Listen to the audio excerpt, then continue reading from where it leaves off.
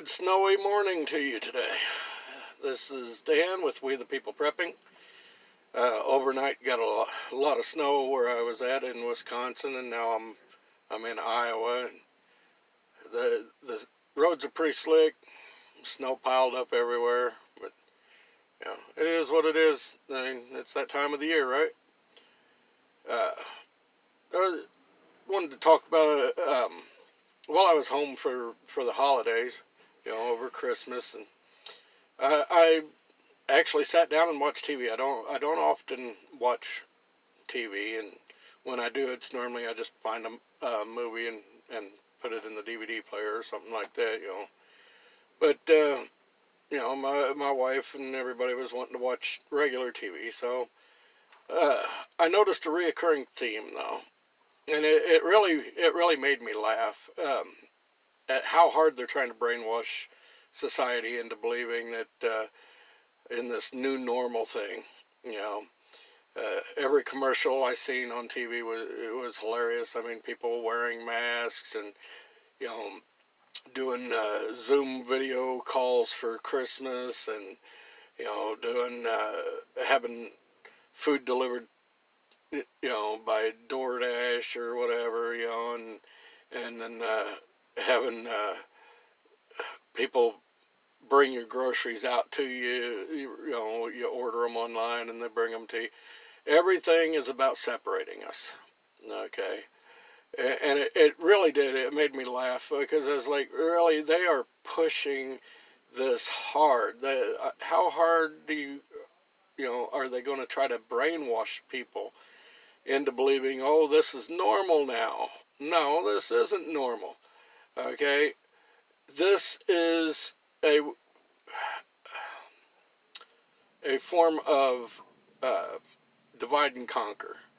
Basically, they're keeping everybody separated from everybody else, so nobody gets to talk to each other, and it destroys our very fabric of our society, because we are a social species.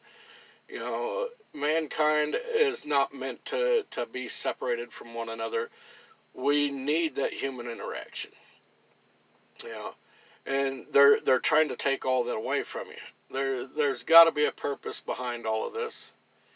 It is hilarious though, watching these commercials. These people are acting like they're so happy about being locked in their homes and not being able to go anywhere or do anything, and they're so happy to be talking to one another through video chats and stuff like that. Honestly, how many of you are actually happy about not being able to go out, play with your kids at the park, or like right now, with all the snow that we got, they still don't want you outside playing in the snow with your kids. I mean, in days gone by, I'd be when my kids were young, we'd be out with snow like this. We'd be out throwing snowballs at each other, building snowmans, doing snow angels, all that kind of stuff, building snow forts.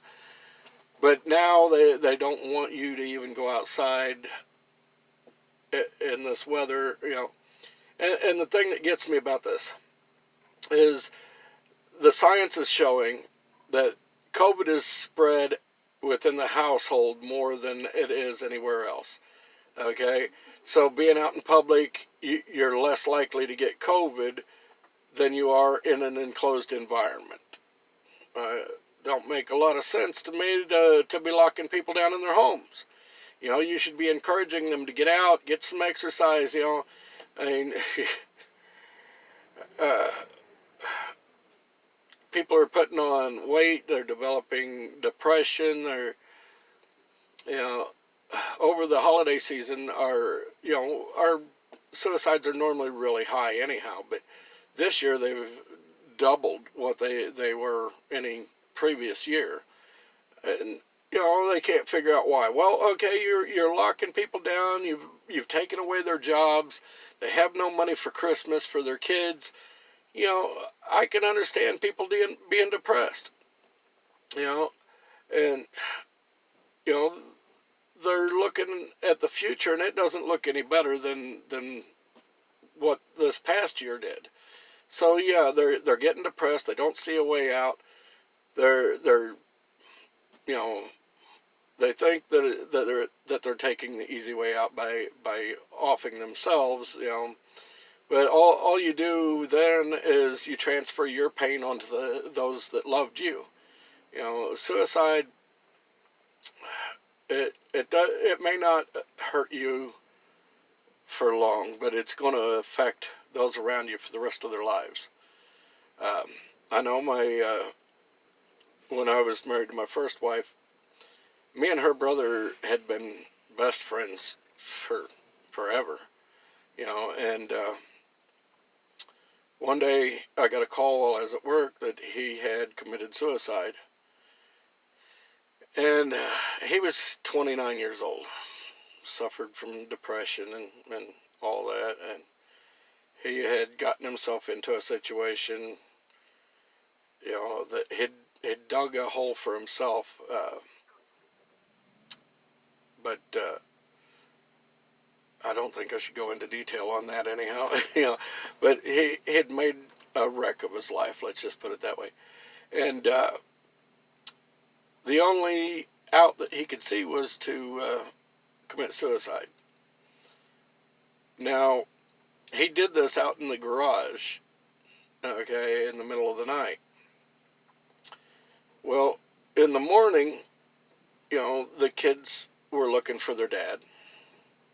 And they were going to go out and see if he was out in the garage because they seen that his car was in there. But, luckily their mom told them to, sit down and eat their breakfast, and she'd go out and see if he was out there. She found him sitting in a chair with a bag over his head. He'd filled it with exhaust fumes and then put it over his head. He passed out and then he suffocated. But, that affected his children.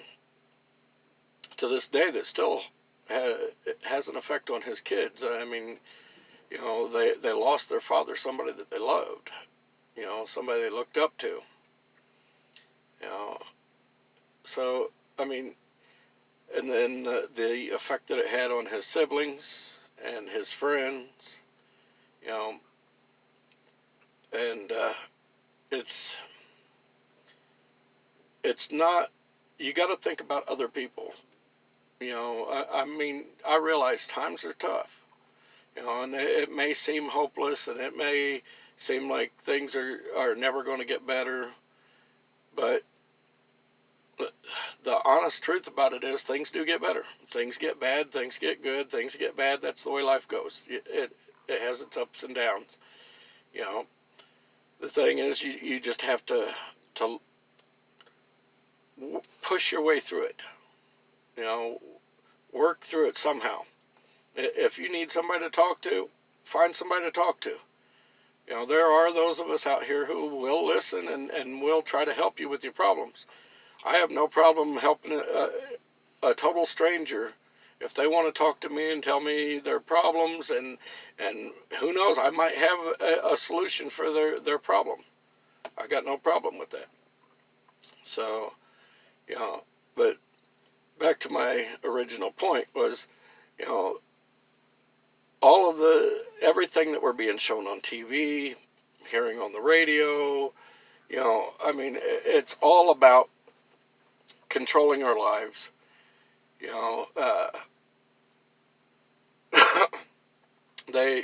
They act like, they make it seem like life is so good being locked down and not being able to associate with other people and all this. How is that a good life? I mean, I like to go out with my friends, like the beginning of this year. We had a camping trip planned. And we were going to go in early April, late March, early April. We go out camping, and there was a group of us. We had the place picked out. We had everything ready to go, And then they tell us, well, you can't do this, you can't do that. Now, yeah, we weren't gonna rough it camp. We were going to a state park, but we were still just tent camping. We weren't out there in an actual camper or nothing. But the thing is, they closed down all of the state parks, so we couldn't go there. And then me and the guys, we were talking about going out and just camping out in the woods, like we normally would as guys. But the thing is, our wives were wanting to come and bring children and all that, and the wives and the kids didn't want to be out in the middle of the woods, and have to really rough it. So that kind of put the kibosh on our camping trip. So how is it that us not being able to do things like that is better for us? How are we supposed to be happy about that? I'm not happy talking to people that I love, through a video call. I would much rather talk to them in person, and personally, honestly, I do. I'll go over to their house. I don't care. And like, my brother, one of my brothers, anyhow, he was afraid of the virus when it all first happened, and he was talking about, well, I'm not going anywhere, I'm not doing anything, I'm going to stay locked down like they told me to, and all this stuff. And I told him, well, I'm still coming over. He goes, well, I'm not going to unlock the door. I go, I don't give a shit. I'll sit out on your front porch and talk to you through the screen door. But I'm not going to let something like this stop me from going and seeing the people I love, But anyhow, I went to his house, and he didn't lock me out or nothing. He welcomed me in and everything. But they had him afraid, and I'm not going to let anybody make me afraid of anything. Yeah, I have fears. I'm arachnophobic because when I was a kid, I got bit by a black widow spider, and it about killed me. And so, yeah, I've been afraid of spiders ever since. But other than that, I have no real fears other than something happening to my family. That's why I prep, is because of my family. I don't want anything to happen to them, so I'm looking out for them. Whatever happens to me happens. I don't care. But when it comes to my wife and kids and stuff like that, that's what I care about. So I stack food and water, and I prepare for pretty much everything. I mean, nobody can prepare for everything, but I prepare for everything that I think would be a possibility. Or I don't go prepping for a zombie apocalypse, because like I said before in another video, the odds of that happening are pretty slim. But earthquakes, tornadoes, fires, floods, social unrest, all that kind of stuff. Yeah, I prep for that. We're prepared to bunker in. We're prepared to bug out. We have a bug out location. But they are trying to sell this so hard and make you accept that this is normal, that this is how your life should be. No, this is not how your life should be, and it's time you stopped listening to all their bullshit. Okay? Go out, do the things you want to do. If you have a compromised immune system or whatever, hey, I don't blame you for staying in. But don't let them tell you, oh, you can't do this and you can't do that. You have to accept that this is how things are now. You have to accept that you can't see your loved ones. You have to accept that you can't travel where you want to travel to. You can't do the things you want to do. No, I don't have to accept it, and I'm not going to. The last I checked, this was still a constitutional republic, and we were free. Yeah, they may be stealing our rights left and right, but I still do have some rights left. And by God, I'm going to use them. And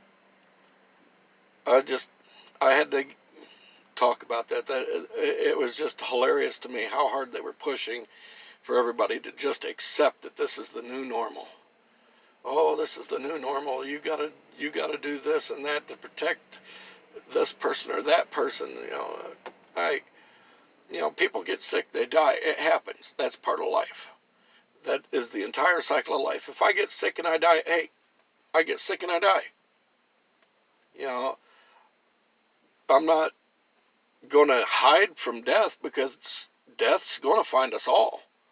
You can't hide from it. So why not just face up to it, go out, do the things you're going to do? It's my belief that you're not going to die until God says that it's your time to die. Plain and simple. The Bible says that it is appointed for a man a time to be born and a time to die. Well, if I have an appointed time to die, then I'm not going to die until that time comes around. And when I do die, hey, that was my appointed time. Well, this is Dan with We the People. I appreciate you listening to an old man rant here. If you like my content, please hit the subscribe button and the like button. Share my content. I appreciate it. You all have a blessed day. I'll talk to you later. Bye-bye.